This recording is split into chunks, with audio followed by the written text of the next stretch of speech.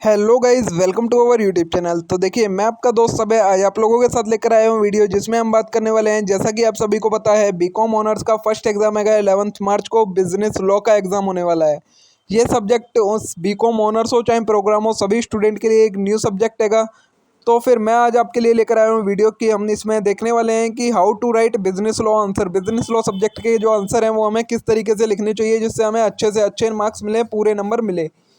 तो मैं आपको आज जो फॉर्मेट बताने वाला हूँ आंसर से लिखने का, उसी फॉर्मेट में अगर आप मार्क्स आंसर लिखते हैं तो आपका कहीं भी मार्क्स नहीं कर सकता और आपके फुल मार्क्स आ सकते हैं।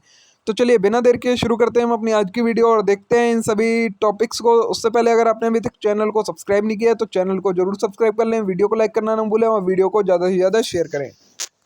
तो देखिए, सबसे पहले क्या हम करना है आपको, do first in which you are sure. सबसे पहले आपको वो क्वेश्चंस करने हैं आपके एग्जाम में जिनमें आप 100% या 90% श्योर हो कि हाँ, इसका जो मैं आंसर लिख रहा हूँ ये बिल्कुल सही होगा। क्योंकि first impression is last impression. अगर आप फर्स्ट क्वेश्चन ही गलत कर देंगे तो जो वैल्यूअर होगा, चेकर होगा, उसकी नज़रों में आपका कोई रेपुटेशन नहीं रह जाएगी कि इसे कुछ नहीं आता, उसे ऐसा लगेगा। तो जो आपको पहले आता हो वही वाला क्वेश्चन सबसे पहले अटेम्प्ट करें, ठीक है। अब नेक्स्ट है आप लोगों को जो स्टार्टिंग से ही समझाया जाता है, attempt all the question, don't leave any question. अगर आपको कोई क्वेश्चन नहीं आता है तो उसमें भी कुछ ना कुछ जरूर लिख कर आए, कोई क्वेश्चन बिना अटेम्प्ट किए छोड़कर ना आए। कुछ मार्क्स तो आपको उसके मिल ही जाएंगे, ठीक है। ये हो गया आपकी सेकेंड टिप्स। नेक्स्ट है don't worried if you don't learn sections. अगर आपको बिजनेस लॉ के अंदर सेक्शंस याद नहीं है कि आप कौन से प्रोविजन में कौन सा सेक्शन लगना है, तो उसको आपको डरने की जरूरत नहीं है, आप उन्हें छोड़ सकते हैं। बिना सेक्शन लिखे भी अगर आप आंसर लिखेंगे तो आपको मार्क्स मिल जाएंगे। मैक्सिमम से मैक्सिमम अगर आप सेक्शन नहीं लिखते हैं तो हाफ एंड मार्क्स डिडक्ट किया जाएगा आपका, उससे ज़्यादा मार्क्स डिडक्ट नहीं किया जाएगा सेक्शन के लिए। तो इनके लिए आपको चिंता करने की जरूरत नहीं है। तो देखिए, अब आएगा हमारे पास फॉर्मेट के हमें आंसर अपना कैसे लिखना है बिजनेस लॉ का। ये आएगा फॉर्मेट, फिर मैं आपको इसका एक क्वेश्चन भी सॉल्व करवाऊंगा आज की वीडियो में, तो बने रहिएगा लास्ट तक।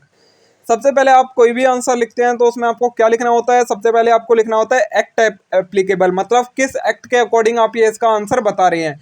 अगर आप, चलिए वो आगे बात बताऊंगा कैसे लिखते हैं, सभी आप सिर्फ ये देख लीजिए एक्ट एप्लीकेबल में क्या लिखना होता है, ठीक है। फिर सेकंड आता है प्रोविजन। जो भी उस चीज के बारे में आप लिखेंगे उसे हम लिखते हैं प्रोविजन के अंदर, जो भी क्वेश्चन में पूछा होता है।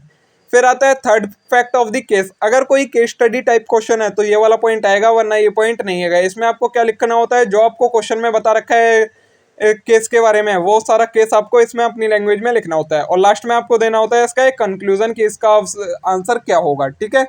तो चलिए सॉल्व करते हैं हम अपना एक क्वेश्चन। तो देखिए, क्वेश्चन है हमारे पास, under what circumstances a contract is said to be induced by undue influence, discuss effect of undue influence. हमें बताना है कि ऐसा कब होता है कि एक कॉन्ट्रैक्ट को हम कहते हैं कि अनड्यू इन्फ्लुएंस से इंड्यूस्ड हो रखा है कॉन्ट्रैक्ट, मतलब इसमें अनड्यू इन्फ्लुएंस का यूज किया गया है। और हमें अनड्यू इन्फ्लुएंस के इफेक्ट्स को भी बताना है। तो देखिए अब इसका आंसर कैसे लिखेंगे। सबसे पहले आपको लिखना है, जैसा कि मैंने बताया था, एक्ट एप्लीकेबल। तो एक्ट एप्लीकेबल में अगर आपको सेक्शन याद है तो आप पहले सेक्शन नंबर लिखेंगे, जैसा कि मैंने लिखा है सेक्शन 16 सबसेक्शन 1। उसके बाद किस एक्ट में से आप इसका आंसर दे रहे हैं, तो ऑफ इंडियन कॉन्ट्रैक्ट एक्ट 1872, ये आ गया आपका एक्ट एप्लीकेबल में। उसके बाद अब आपको प्रोविजंस लिखनी स्टार्ट करनी है। प्रोविजंस में आपको क्या लिखना है, मतलब पहले ये बताना है इंडियन कॉन्ट्रैक्ट एक्ट के 1872 में सेक्शन नंबर 16 सबसेक्शन 1 में क्या प्रोविजंस दी गई हैं इसके बारे में। तो a contract is said to be induced by undue influence when relation between parties are such that one party is in position to dominate the will of other and use that position to get the unfair advantage over other.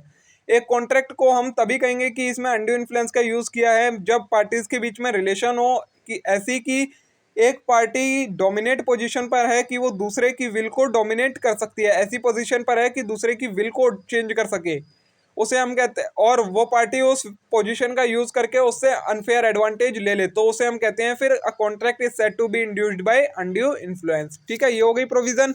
आगे और लिखना है आपको, a person is deem to be in position to dominate the will of other. अब हमें कैसे पता लगेगा कोई पर्सन पोजीशन में है विल डोमिनेट करने के या नहीं है। तो कुछ पॉइंट दिया है। Number 1, where he hold real और apparent authority, for example principal and agent. Means अगर पार्टी के बीच में प्रिंसिपल और एजेंट की रिलेशनशिप है तो वो डीम्ड डोमिनेट पोजीशन मानी जाएगी।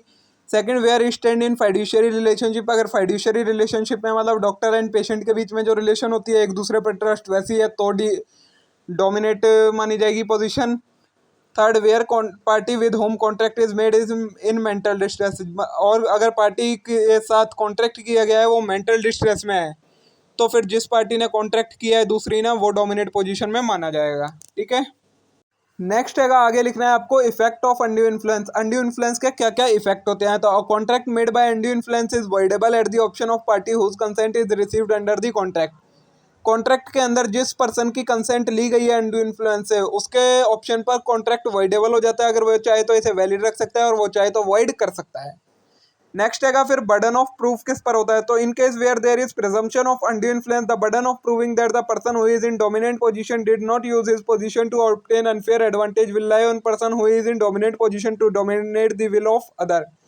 अगर केस फाइल हुआ है कि अनड्यू इन्फ्लुएंस से ये एसेंट ली गई है या कंसेंट ली गई है, तो फिर उसको प्रूव करने का बर्डन उस पार्टी पर आ जाता है जो पार्टी डोमिनेंट पोजीशन में है। उसे प्रूव करना होगा कि उसने इस डोमिनेंट पोजीशन का यूज़ नहीं किया है कोई भी कंसेंट लेने के लिए। ठीक है।